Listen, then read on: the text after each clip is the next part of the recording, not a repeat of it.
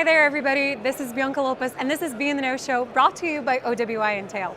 And we are here on the trade floor of No Identity Summit from Las Vegas, and I have Kevin Lee, the head architect at Sift. Kevin, welcome. Thank you very much. Kevin, you've worked at some pretty big jobs in large companies like Google, Square, no big deal. How did you get into the identity space? Sure. So it actually started a while ago when I was working at Google, primarily on the ads platform. Okay. On the sales side, and So you started on the sales side, not on the engineering architect side. no, not at all. Okay. And so every day, I'd get contacted by folks about charges on their credit card for Google advertising, and I'd have to explain to them, looks like It wasn't me, I didn't charge yeah, this. someone compromised your card and your identity. You're gonna have to contact your bank and sort it out. Okay. I hated taking those phone calls, and so as soon as the opportunity came up on the fraud team, I jumped at it. You're like, for the love of God, get me out of sales, get me into fraud. Yes. So I can like solve those problems. Ultimately, I ended up handling more of those calls, unfortunately, but it was. You could do something for about a greater it. Good. Yes. Okay, and then how did you realize when you were doing this that you were working with identity and sort of trust at that point? Or what was that sort of, because I often find like most people don't wake up and say, I want to be an identity person. Yes, at that point it was definitely very, very nascent. My problem was I'm dealing with stolen credit cards on the space, where there was a little bit of account takeover at that point as well, and I was just seeing really the tip of the iceberg, where eventually it grew into many, many more pieces online, especially as people started to move more and more of their identities online. Yeah. Back in the day, if you rewind 5 years, 10 years ago, it was only about maybe an online transaction or yeah, I remember one having post. Conversations with people going, ooh, we have our internet banking, and Yeah. now we're going mobile, maybe. And the app didn't do much. Yeah. There's no wallets, no anything. But now, I mean, you think of platforms like Instagram, they didn't even exist really 7 years ago. I know. And now people are posting their lives on there, and as a result have to deal with a whole bunch of both positive repercussions and negative repercussions of it. So talk to me about sort of some of the experience at Sift. Like, you guys use a pretty big buzzword called machine learning.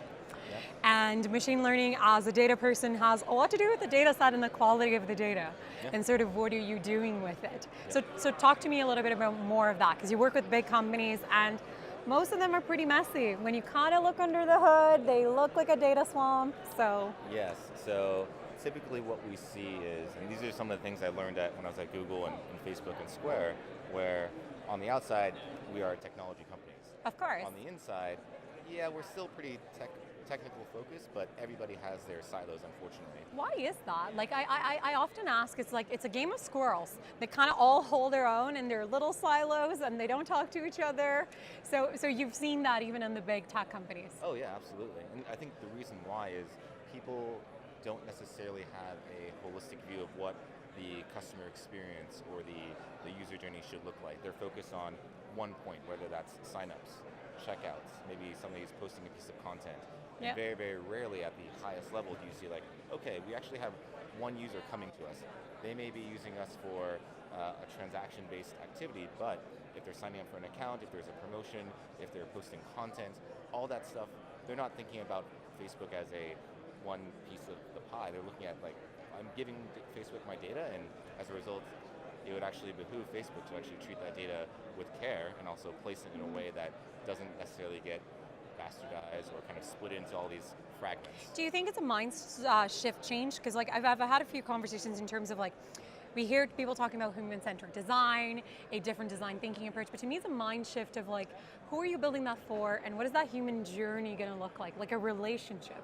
And to me, data tells stories about how slowly you're giving me variables. So talk to me about how you guys build a platform to use all those variables. Yep, so the way that we, Sift, approaches it is through, we have tried to apply a digital trust and safety platform for companies to use.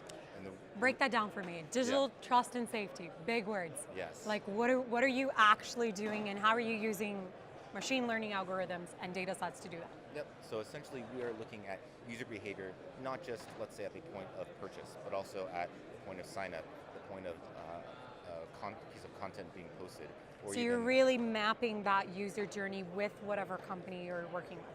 Correct, all the way down to keystrokes. If you're looking at a mobile device, we're talking about how much battery life is left on your machine, your IP location, all that stuff is like table stakes, but really you get to dive into some pretty cool stuff when you're talking about things like when you're pressing on a screen, and you're touch typing, the way that you type a particular message, even if it's the same message, It's the way totally that I different type than it, you type, yeah. yes. And So, you're using what, accelerometers and sort of sensors on the phone and using the devices on a machine to then predict behavior yep, every or device, analyze behavior? yeah, there's all those pieces. So Okay. every device, especially a smartphone, is essentially like a mini supercomputer where from a gyroscope to a compass to even altitude, you're able Yeah. to track all this information. And all that stuff is really passively given to me as the company. So it's not like you as a consumer have to You don't sit there and type think, in, ha like, ha my ha, longitude what and am I latitude doing? is Yeah, this. of course. It's all coming passively. And if you're a user and trying to get from A to B, if I'm trying to vet you as that company, if I can use this passive information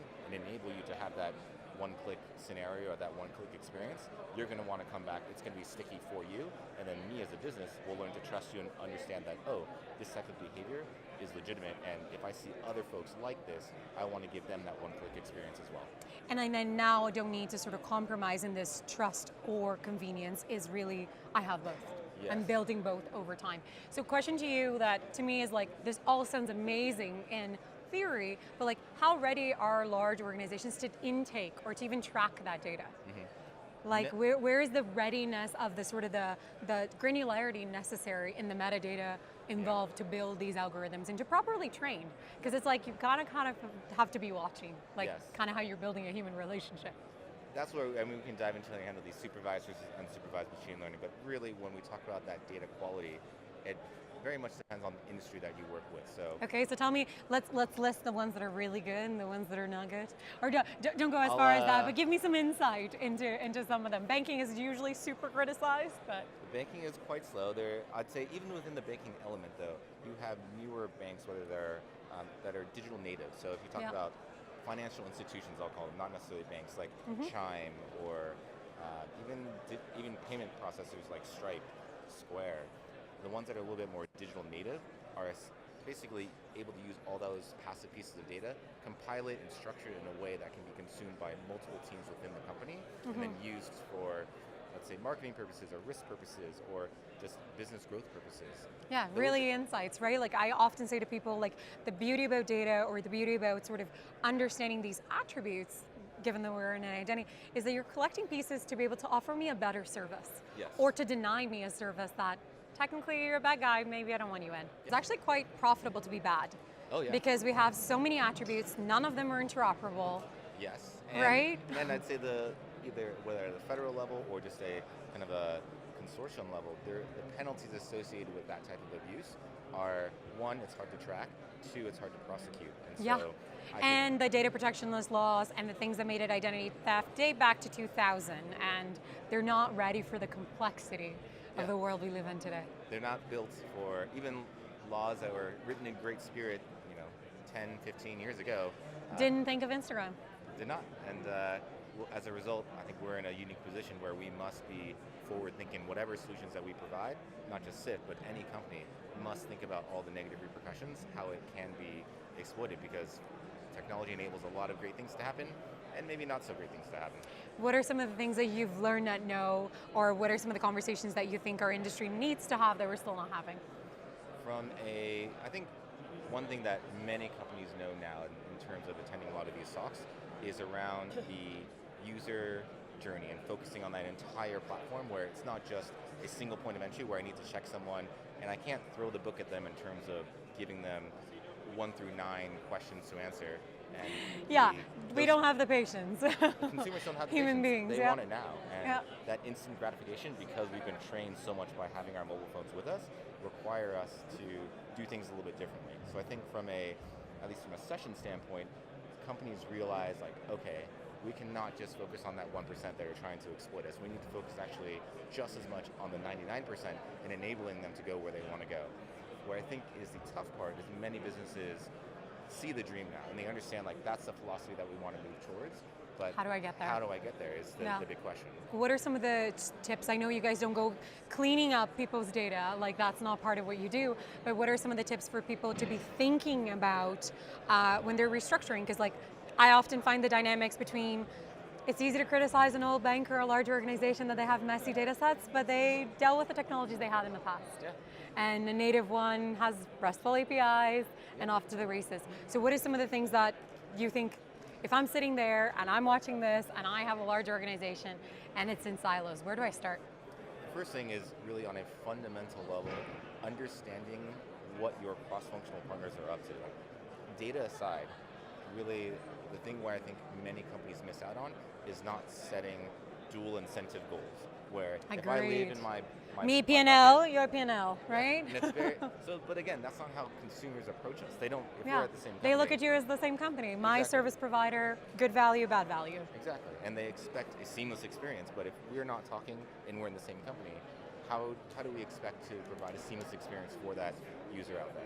And so really the thing that I preach heavily is whenever you employ whatever technology or are building these goals, they must be set up in a way that I win and you win. And if they're divergent in that path, then ultimately our business is going to fail and some other company will come along that provides that seamless experience because of that technology, because of those dual incentive goals, and they're going to win. Tell me one technology, like there's been a lot of talk here about self-sovereign identity. What do you think of it? Where do you stand in this whole sort of like, will my data be owned by me? Will my data be owned by somebody else? A lot of it's definitely heavily debated. I think it's TBD, and a lot of that is going to be determined at kind of the state and federal level. My personal viewpoint is that data is mine, and in terms of who I share it with, when I share it, as long as I have the ability to tweak those levels, then I'll be satisfied as a consumer. But as soon as we get into an agreement where there's a long-ass terms of service and then... Nobody reads it. Yeah. We just go, nah, accept. Yep. So I think that change in literacy of what consent looks like needs to be something a lot more in your face than today what we have, right? And I think we'll have the ability to actually serve that up in a way that's not negatively disruptive to the user experience. I'm part of this organization called Women in Identity. We're non-for-profit, and we're not just about chicks, but we're about diversity. What do you think of the diversity in our industry when you're building data protocols, and there's a lot of data bias that goes into them? From a diversity standpoint, this is my first time attending the conference. Yeah. I'd say it's definitely not as diverse as it should be. I look around and from just a diversity aspect, and there is, I think, not enough women, frankly. And I look at the minorities out there. It's like granted, this is more of perhaps a security background where it's typically or historically been male dominated. There is some change happening, which I hope so. The fact that you have whether it's women in tech, women in identity, women in fraud, all these organizations are coming up, which I think is a great movement where we have the awareness that something should change, and that's kind of the first few steps in this journey.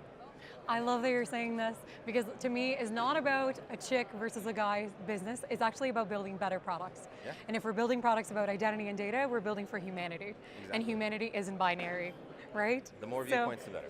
Agreed. Thank you so much, Kevin, for joining me in the show. If you want to know more about Sift and stay in touch, be in the know, and we'll see you next time.